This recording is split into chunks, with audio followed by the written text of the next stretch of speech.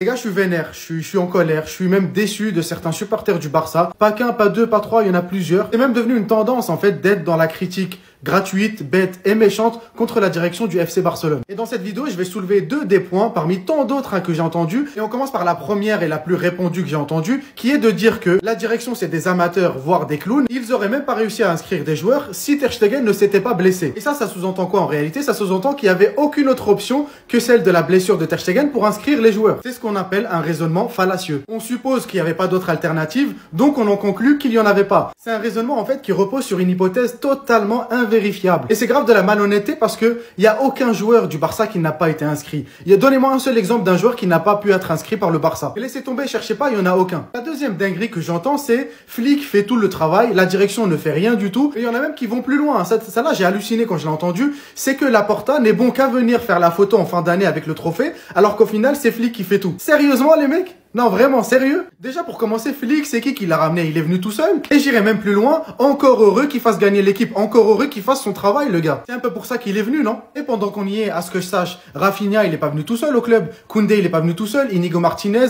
Marcus Rashford, Eric et Johan Garcia. Sans oublier Olmo, Lewandowski, Franck Kessié, les deux Joao, Ferran Torres et Christensen, et encore j'en ai même peut-être oublié. Et vous savez c'est quoi le plus ouf dans tout ça? C'est que la tactique même sur laquelle repose le jeu de Flick, elle serait même pas possible sans le préparateur physique Julio Tous, que Laporta a ramené avant même que Flick arrive. Et au-delà de tout ça, en vrai, vous savez c'est quoi Laporta depuis son arrivée à la tête du club? Ah non, je pose la question en vrai, mais je pense que vous savez même pas. Depuis son arrivée, c'est restructuration de la dette. Dès qu'il a commencé son mandat, il avait 1 mois et demi, 2 mois tout au plus pour remettre 800 millions d'euros à la banque, parce que c'était le prêt, il finissait. Restructuration de la grille salariale. Il a mis fin à tous les contrats suicidaires que donnait l'ancienne direction. Financement du nouveau Spotify Camp Nou, un projet qui dormait depuis 10 voire 15 ans. Il l'a mis sur pied, il a trouvé des financements, il l'a débuté et là il est sur le point de finir. Dégraissage de l'effectif avec notamment le départ de Jordi Alba, Busquets, Piqué et compagnie. Renégociation du contrat Nike. Certes, il y a eu des interventions de personnes que lui il connaissait, etc. Mais au final, le Barça a le maillot le plus cher de l'histoire du sport. Il a remis la Masia au centre du projet, même s'il n'y a pas que la Masia. Ça aussi c'est une erreur de le dire, que c'est que grâce à la Masia que le Barça s'est relevé. Alors oui, la Masia a joué un rôle énorme dans le redressement du club, mais aujourd'hui, c'est pas que la Masia qui forme l'équipe première. Je vais pas vous les reciter, je les ai cités juste avant, les joueurs qu'ils ont recrutés. Et pour tous ceux qui disent qu'il n'y a pas d'évolution financière, que le Barça est toujours en galère de thunes, les gars, la société Morningstar des BRS, société qui travaille pour la Banque Centrale Européenne et qui note les emprunteurs, pourquoi elle aurait dit que le Barça est sur la bonne voie et que ses finances passeraient de stable à positive? Encore une dernière chose, mais ça je pense que vous le savez, vu que vous avez des masters, des doctorats en management, etc. des entreprises, ce qui rapporte le plus à un club, c'est quoi? C'est son stade. Aujourd'hui, on n'a pas encore de stade. Pourtant, on arrive à concurrencer, voire à gagner des trophées. Sans la principale revenu de notre club. Tous les ans, vous répétez la même chose. Chaque été, c'est la même chose. Et oui, ce sera la même chose jusqu'à que le Camp Nou soit debout. Une dernière chose, parce que ça commence à faire long. Laporta, il a récupéré un club au bord de la faillite. Il est à ça de le ramener sur le toit du monde. Et tout ça alors qu'on lui a mis Negreira sur le dos, avec en supplément des fausses preuves de Tebas, etc. On lui change les règles du jeu à chaque fois qu'il veut inscrire un joueur. On l'a bien vu avec Olmo. Et à chaque fois qu'il gagne de l'argent, on se débrouille pour lui diminuer ses gains. Et le pire dans tout ça, c'est qu'il est même pas soumis à la règle du 1 pour 1. Ça veut dire qu'il faut qu'il gagne 3 fois, voire plus, que ce qu'il ne dépense. Quand vous le voyez acheter des Garcia, des machins chouettes, etc., dites-vous qu'il a dû sacrifier pour gagner 3 fois, voire 4 fois plus que la somme qu'il a dépensée pour l'acheter. Et avec tout ça, ça dit quoi? Ça dit que Laporta, il est bon qu'à venir à la fin de l'année pour faire la photo avec le trophée? Vous êtes vraiment une bande d'ingrats. Avec le tirage au sort du Barça pour la Champions League, il faut encore plus prendre au sérieux le dossier Fermin. Ah moi je vous le dis, quand on sait que Chelsea est énormément intéressé par le joueur et qu'au final on tombe contre eux en Ligue des Champions, la pire erreur que puisse faire Deco, c'est de leur donner un renfort. Mais en vrai, c'est même pas ça le pire. Selon El Chiringuito, Newcastle est prêt à casser la tirelire pour Fermin Lopez. Les Magpies sont prêts à payer 100 millions d'euros et quadrupler le salaire de l'Espagnol. Tottenham rejoint également la course pour signer le joueur du Barça. Mais on s'en fout. Le problème, c'est que Newcastle aussi, on les affronte et chez eux en plus. Là, on sait qu'il y a un peu plus d'une heure, Deco et l'entourage de Fermin se sont réunis. On sait pas encore ce qu'il en est sorti de la réunion. Rafa Youssef de son côté déclare que Fermin a un contrat et que le club est très content avec lui. En tout cas, les dernières news officielles, c'est que Fermin réfléchit. Il n'a pas encore pris sa décision à 100%, mais qu'il y a de fortes chances qu'il reste. Comme le confirme Fernando Polo, le ballon est dans le camp de Fermin et de Chelsea. Mais dans le club Blaugrana, ni Flick ni Deco ne veulent perdre un joueur qui a été décisif la saison dernière pour réaliser le triplé domestique. Et il ajoute également que si Fermin veut partir, il peut partir, mais ce sera à une condition, 90 millions minimum. Le message du Barça est clair, ils ne veulent perdre aucun joueur important. Par contre, s'ils devaient en perdre un, faudrait qu'il y ait un bénéfice énorme derrière qui puisse les faire revenir à la règle du 1 pour 1. Après 2 matchs avec le Barça, il est déjà de retour avec l'équipe d'Angleterre, les gars, et franchement, qu'est-ce que ça fait plaisir. Parce qu'on sait tous très bien que ça va lui faire du bien. J'espère qu'il pourra jouer cette Coupe du Monde, ce serait une belle revanche pour lui, car on sait tous comment il s'est éteint après l'Euro, et son fameux penalty raté. Franchement, la façon dont l'Italie a volé l'Angleterre, je pense qu'on n'en fait pas assez.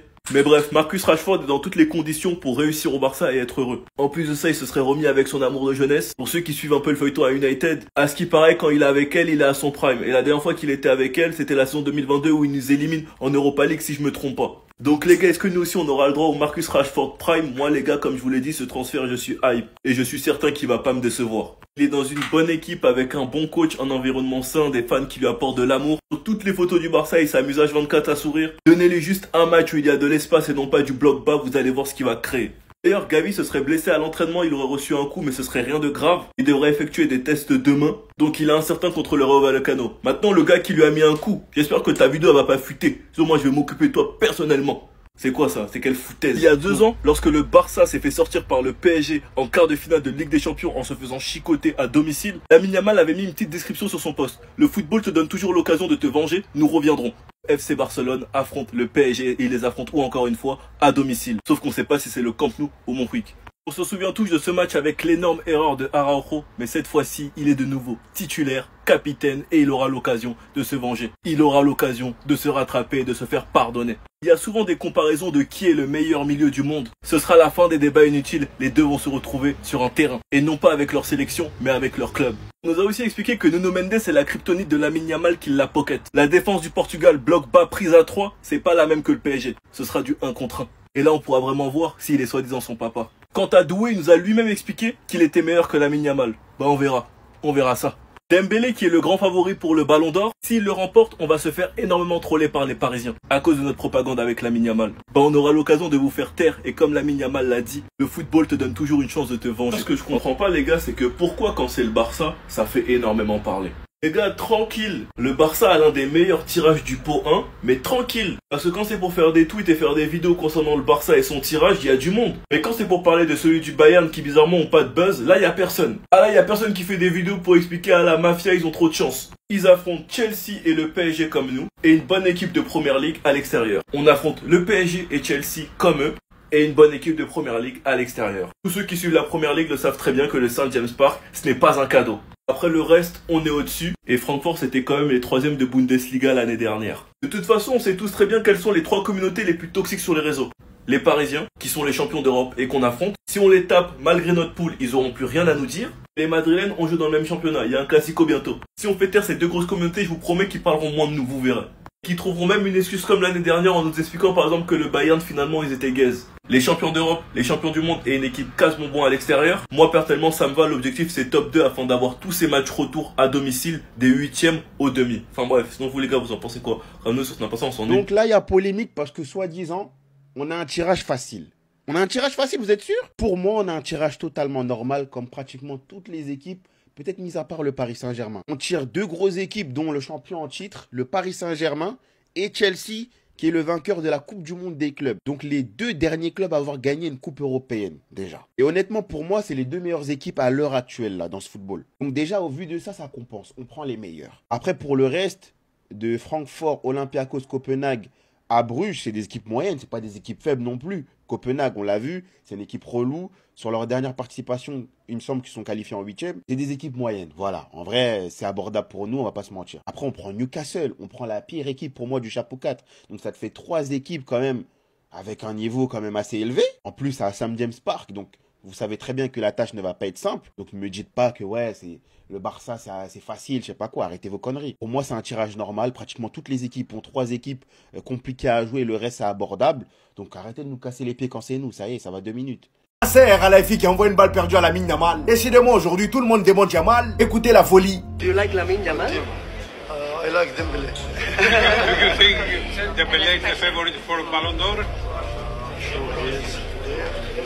Dembélé is an amazing player, amazing striker, and he worked really for the team and amazing person also. I think all of you guys, you know that.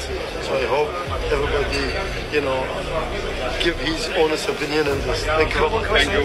Ça, c'est un président qui veut le ballon d'or chez lui. You like Lamine Yamal, tu aimes Lamine Yamal? Non! Il a directement répondu, j'aime Ousmane Dembélé, il n'est pas dans ces bêtises-là. Et le pire, c'est que c'est pas limité à là, il leur a fait la morale. Il dit, soyez honnête, vous savez très bien que c'est Ousmane Dembélé. En plus de ça, c'est une bonne personne. Et ce qui est bien dans son discours, c'est qu'il fait comprendre qu'il n'y a rien qui pourrait faire qu'Ousmane Dembélé ne le prenne pas. Et le plus drôle dans ça, c'est qu'aujourd'hui, le père de Yamal était chez Jorge Mendes, l'agent de Lamine Yamal, et regardez ce qu'il tient en main, le ballon d'or. Bon, c'est pas le vrai, hein, c'est une réplique que l'agent a chez lui. Est-ce que je veux dire, c'est qu'aujourd'hui, c'est vraiment pas la journée de Yamal? En plus du journaliste de Salvador qui l'a allumé toute la journée. Il est beaucoup trop sûr de lui, je ne sais même pas s'il a vraiment 17 ans. Mais bon, ça, c'est un autre sujet. Ça, c'est ses propos. C'est là où tout s'arrête. À domicile. La fin de cette rivalité qui n'en est pas une. Je l'ai toujours dit, le Barça et le Paris Saint-Germain ne sont pas rivaux. Mais il y a en effet des antécédents très récents. C'est là de décider quel coach surpassera l'autre et réussira à amener son équipe au stade de meilleure équipe du monde. C'est là où on arrêtera enfin ce débat de est-ce que Nuno Mendes pocket Lamine Yamal ou est-ce que Lamine Yamal va le détruire. C'est là où la revanche doit être prise pour ce fameux sourire.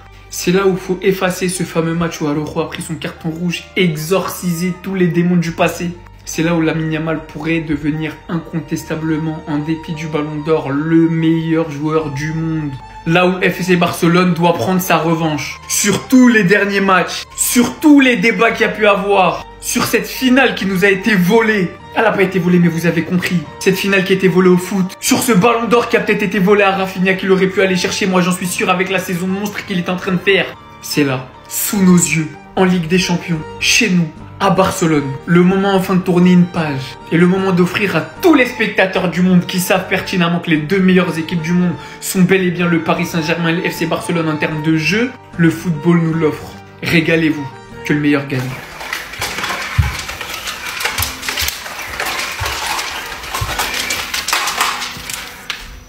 J'ai prié pour que ce match ait lieu si fort, les gars. J'étais même prêt à devenir satanique pour que ce match... Oh, pardon, je me suis emporté. Mais bref, les gars, FC Barcelone, Paris Saint-Germain et même Cole Palmer vs Yamal. Voilà le gros des matchs qui nous attend. Et comment vous dire que déjà, on n'a toujours pas de stade. Mais vas-y, calme. Mais Paris Saint-Germain, FC Barcelone, j'ai prié pour ce match si fort, les gars. Moi, je suis pas le supporter barcelonais qui va vous dire « Ouais, venez, on va vous tuer ». Je suis juste ce mec qui voulait voir ce match. Les deux meilleures équipes de l'année dernière qui vont enfin s'affronter. Pour notre part, pour ma part, dans mon livre, on s'est affaibli avec le départ de Inigo Martinez. Mais une chose est sûre, offensivement, on va les tuer. Leurs défenseurs auront intérêt à être bien préparés. Très bien préparés. Bien briefés. C'était Sejourinho do Brasil. Et dites-moi ce que vous attendez, ce que vous pensez de ce match. Enfin, pow! Francfort, faut vraiment qu'on s'occupe d'eux. Donc là, il y a un compte Twitter à Skip, je savais même pas, il y a des fans de Francfort sur Internet, qui a déclaré Francfort sera le seul club à jouer 5 matchs à domicile. Le culot, Nzambe, tout puissant dans le Baba Gromoté. Ah, oh, Diabolo, oh, au nom de Jésus. En effet, au vu du dernier déplacement à Barcelone, le stade nous appartient désormais. Qui donnera bien lieu à ce tweet-là. Des supporters du Barça souhaitent quitter le Camp Nou, mais les supporters de Francfort bloquent les escaliers, je sais pas quoi. Ok, Francfort, ils nous ont battus. Ok, Bartomeu, c'était le tocard. Mais vous avez du sang sur les mains, les gens qui ont vendu. Comment tu m'expliques qu'un stade comme le Camp Nou, nous, on est là, on rêve d'y aller, vous vendez des billets. Et Bartomeu, la galère financière dans laquelle tu nous as mis. Regarde comment il nous manque de respect. Franchement, à part De Jong, où t'es parti faire une descente pour aller le choper alors qu'il allait au PSG. Et Pedri pour 3 ou 5 millions. Le reste, une saison clonesque. Non, on fait 1-1 là-bas. On perd des 3-0, on remonte à 3-2. Pas la même saison d'ailleurs où Araujo, en fait, c'était un signe avant-coureur. Il s'élève, après avoir marqué, il est hors jeu, il se blesse. C'était sûr, en fait. En soi, encore une fois, oui, Bartomeu, mais ceux qui ont vendu leur place aux supporters de Francfort, vous avez aussi du sang sur les mains. Pas que Bartomeu. C'est une dinguerie. Lamine Yamal pourra prendre sa revanche sur le Paris Saint-Germain. Souvenez-vous, quand le PSG avait éliminé le Barça, c'était il y a 2 ans, en quart de finale de Ligue des Champions. Lamine Yamal, les gars, il avait partagé cette story Instagram en mettant tout simplement, voilà, le football donne des nouvelles chances. Hein. Une revanche, nous reviendrons. Donc là, c'est le moment, n'oubliez pas qu'il y a un Barça-Paris Saint-Germain prévu cette saison en Champions League. Et concernant cette rencontre, pour l'instant, c'est du égalité parfaite, 5 victoires pour le Barça, 5 victoires pour le PSG, 5 matchs nuls, 29 buts marqués pour le Barça, 29 buts marqués pour le Paris Saint-Germain. À noter que le FC Barcelone se déplacera également dans 2 stades les plus emblématiques d'Angleterre lors de cette phase de poule de Ligue des Champions, donc contre Chelsea à Stamford Bridge et contre Newcastle au St James Park. Bonne nouvelle pour pas mal de joueurs du FC Barcelone, donc pour Pau Cubarsí, Pedri, Gavi, Fermin, Ferran, Olmo et Lamine Yamal, ils sont tous convoqués pour les 2 prochains matchs de l'Espagne pendant cette trêve internationale. Et on finit les gars avec les notes des joueurs du FC Barcelone sur le nouveau jeu FC 26 qui sortira dans à peu près un mois. Donc les notes les plus hautes, on peut voir Rafinha, Pedri et Lamine Yamal, les trois ont une note de 89. Attendez, il a absolument tout gagné. Marcus Rashford a été convoqué avec la sélection anglaise et pour le coup ça c'est une très bonne nouvelle. Rappelez-vous que quelques jours après son arrivée au Barça, Marcus Rashford avait déclaré: la principale raison pour laquelle je joue au football, c'est pour gagner. Et pour gagner, je dois être heureux car c'est comme ça que je donne le meilleur de moi-même. Avec une bonne nouvelle comme ça, vous croyez vraiment qu'il va pas être heureux? Vous croyez vraiment qu'il va pas donner le meilleur de lui-même sur le terrain? Rappelez-vous que Marcus Rashford, il y a quelques mois, c'était un indésirable à Manchester. Il était même plus convoqué en sélection. Et son seul objectif, et depuis le mois de décembre, c'était de venir au Barça. Aujourd'hui, il a enfin réalisé son rêve en étant au Barça. Et en plus de ça, il est de nouveau convoqué en sélection anglaise. Croyez-moi que pour la confiance, tout ça, ça va lui faire énormément de bien. Surtout que là, il a été convoqué et qu'en plus de ça, la Coupe du Monde, c'est dans quelques mois. Tout ça, ça va juste le motiver encore plus. Et j'en suis sûr que d'ici quelques mois, on verra sa meilleure version avec le Barça. Pour l'instant, il vient à peine d'arriver, c'est un nouveau pays, c'est un nouveau championnat. Forcément, ça demande un temps d'adaptation. Donc s'il vous plaît, et surtout les Barcelonais, soyons patients avec lui. Bref, en tout cas, n'hésitez pas à me donner vos avis dans les commentaires, histoire de savoir ce que vous en pensez. Et moi, je lirai tout ça. Dehors, Fermin Lopez, dehors.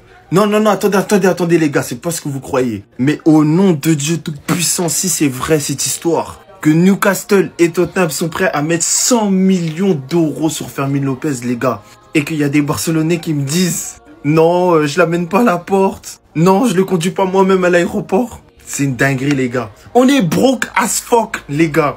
Je le répète en anglais, peut-être que vous avez pas compris. On est broke as fuck. Garder Fermin Lopez à l'heure actuelle, c'est juste avoir les yeux plus gros que le ventre. On a tous vu le dernier match de Liga. Rafinha en 10, c'est n'importe quoi.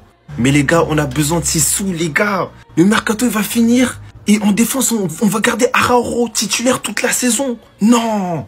Je connais mon coach et je sais qu'à un moment, il va tenter Lamine Yamal en 10. Ça va tout remettre dans son ordre. Les humains, ils seront en concurrence avec Olmo, que ce soit Rafinha ou Yamal. Et il y a un truc à tenter. J'en suis sûr que Fermin Lopez est un gentil garçon qui aime le club. Mais il faut sauver le club, les gars. Et en plus, son embrouille avec Gavi, on sait même pas si elle est réglée. Non, franchement, dites-moi ce que vous en pensez, mais moi, je prends position, les gars. Si Newcastle et Tottenham sont prêts à mettre 100 millions sur Fermin Lopez, va bien falloir que quelqu'un l'amène à l'aéroport lui-même. Et peut-être que ça sera moi. C'était Serginho du Brésil, dites-moi ce que vous en pensez. Bye.